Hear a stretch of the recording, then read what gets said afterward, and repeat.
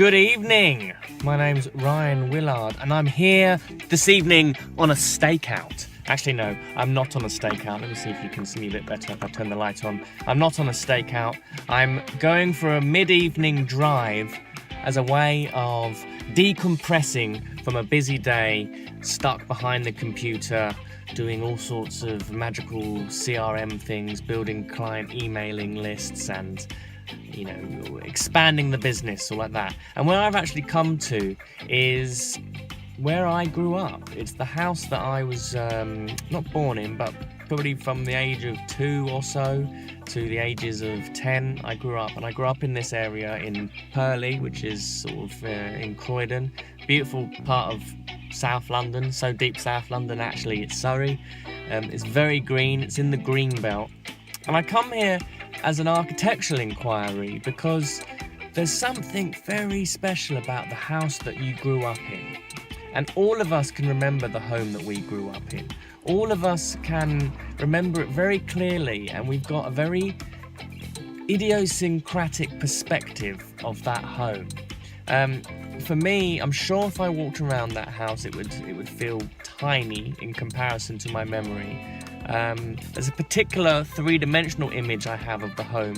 I can remember, I can always remember looking, even though this view didn't actually exist in reality. My memory of it is quite sort of whole and almost elevated. I can see the stairs, I can see the bedroom, I can see my mum and dad's bedroom, I can see my brother's bedroom, and it's very evocative. It's very evocative, emotional memories.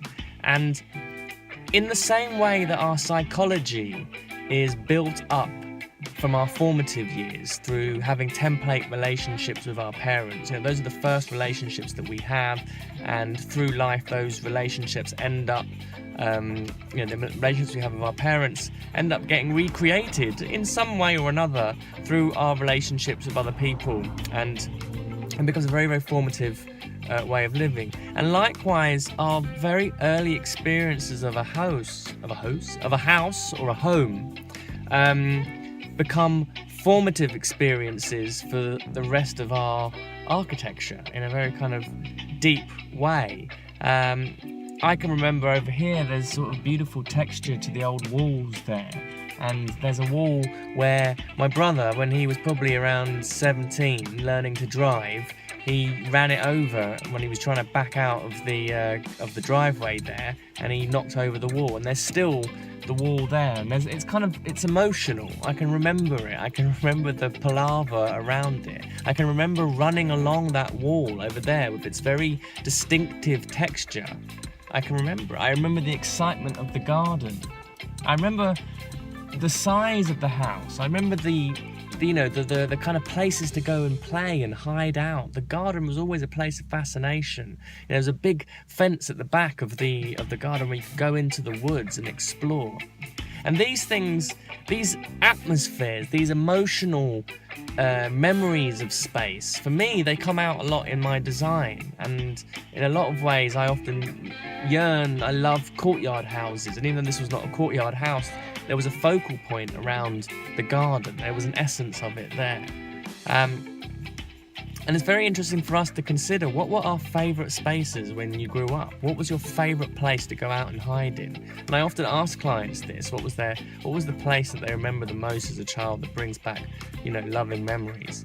And to get in touch with that is very important, because you can bring it alive again in your current living spaces. And to be able to do that has a powerful effect. It kind of frees us up. It allows us to be that playful child-like imaginative being that we all are.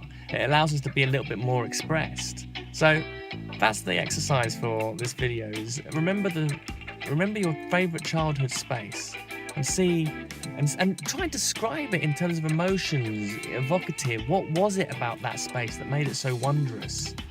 And see if you can recreate that, or you already have recreated that in your home. And if you're working with an architect, see if that comes out in their design through your questioning and your dialogue with him.